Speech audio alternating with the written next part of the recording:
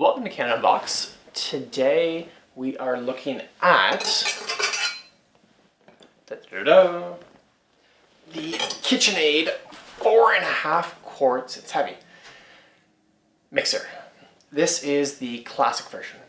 It's classic because it comes in black or white, not the multiple color option. That one is either the mini artisan or the regular artisan, so 3 quarts or 6 quarts. The 4.5 quarts, this one, is larger than 3, smaller than 6.5, and good for an average size kitchen. 3 good for an apartment or a small condo or a fashion statement item, and a 6 is good for someone who's baking a lot and has a bigger house. Also, a small business would be probably another one who would use the 6. They also offer the 6 quarts in a professional line as well. So, if you've never seen a KitchenAid mixer before, a bit of brief information around it. Golden standard of mixers. You've seen it on TV shows. They're quite popular. They're product placed in a lot of movies and TV shows. You'll see it in Friends, for example, and other shows like that. Those ones are usually multicolored, and that's what makes it so iconic. They are built like beasts, and they're quite heavy. So I'm going to keep it on my lap here. I'm going to show you some mixing after, but it's easier to talk this way with it. So just show you what this is to start with. So here's a mixer. Base is heavy. You have the mixer head. You have a spot for attachments here in the front. Now this attachment spot, this opens up, and all it really does is there's a motor here that turns. You put your attachment in, it moves the gear, and then whatever attachment is will then rotate and do whatever it does. So the attachments, some basic ones, there is some grinders, some meat grinders, there's cutters, there's choppers, there's a noodle flattener or a noodle maker. Really kitchen-y cooking stuff for the most part. I mean, obviously it's a KitchenAid, it's for household products. But I don't think any of that would really surprise anyone, what you could get. The bowl that comes with it is a metal bowl. It has no lip on it to pour from, which is a little surprising in all honesty. Disappointed by that. It turns and comes out of its base. So if I unlock that there, it comes right out and you can see the bowl. It's good quality. It says right in the bottom the size of it, so if you're getting accessories like new heads or new bowls, you know exactly what you're getting. The bowl locks in, so you put it down and then turn it and it locks into base. So you actually lift up the whole thing by the bottom. There's 3 heads that come with it. This is the mixing head. And then to lift it, you push up and turn and pull. Carefully. Red, nodding, mixing. Again, same thing. And mixing head, actual whisk head. Again, goes on, turn, pull down, locked. All of these heads are designed perfectly with the bowl and with the mixer so that when they're on, they don't actually touch the bowl. There is an exception. One of the heads that looks like this has a little piece that sticks out that has silicone on it that basically clears it. The head also doesn't go in just a circle. It goes in, I would say, a little figure eight. As you can see from the bottom here, this piece is not in the center. So as it goes around, it basically goes almost like in a little star shape to get the whole bowl.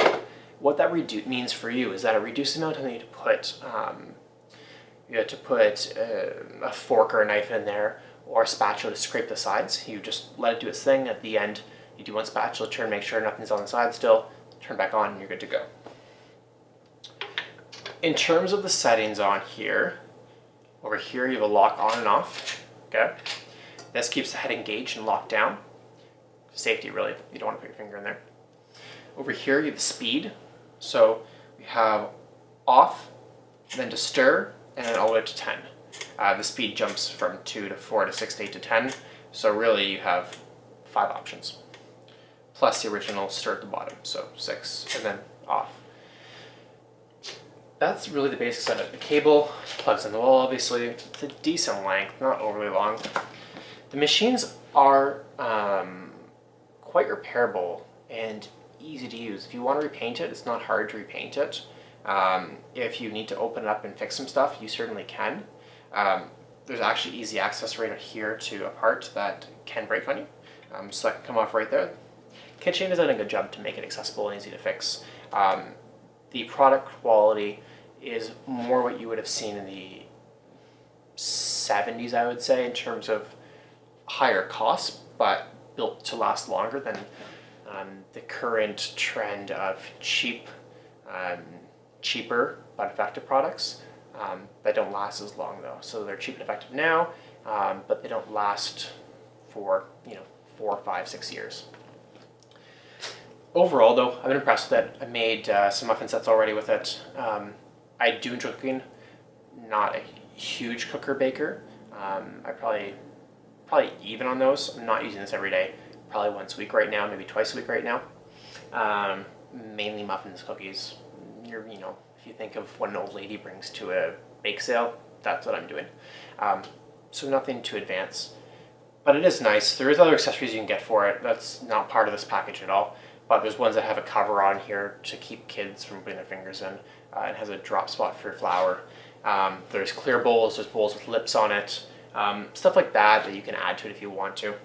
I like it as it is. Don't think I'm going to paint it. I like the color as it is, but that certainly is an option for you. All you would have to do would be to cover, there's a screw at the back of here, so you can take off this band here. You have to cover the 2 ports here at the side. You'd have to cover this and this, but you can actually just take it off and then cover the hole in the side here. You'd want to cover this here. There's a screw on the 2 sides here. You'd want to cover, and you'd want to cover this right in here. Really not too bad. If you can paint your car, you can definitely do this. If you can paint a bike, you can probably do this actually too.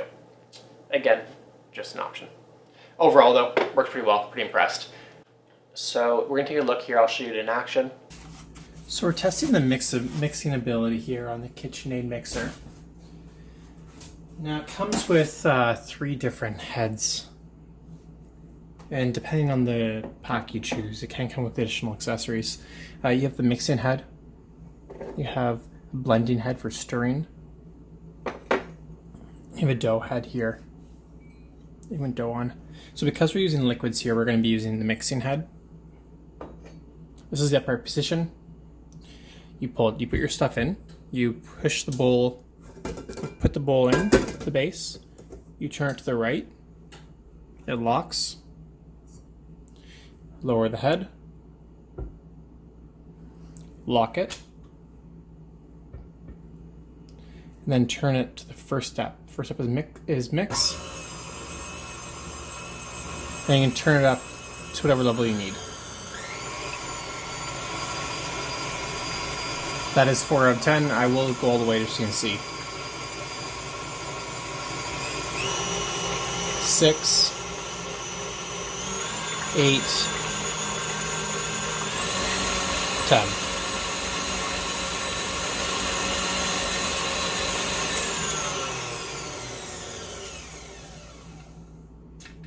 Unlock, turn off, lift. Notice how the bottom doesn't move at all. A lot of the weight's in the bottom there. And again, there's your mix right there, perfect. If you were to stir something else, you spin this, you lift up and spin, and the head comes right off, and you can switch.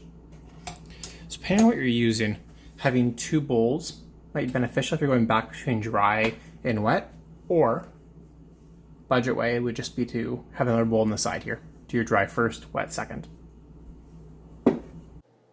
So there's an action, filmed on a different camera. My apologies for the quality difference on that one. But as you can see, quite effective, easy to use. If you are someone who cooks or who bakes on a weekly basis and you're looking for a mixer as opposed to doing it with your hand, certainly effective. And it'll probably last you the rest of your life, in all honesty, unless you're 15 or 16. Then you'll probably need to get one when you're 40 again. But they're built to last. Always happy to help out, and thank you for watching.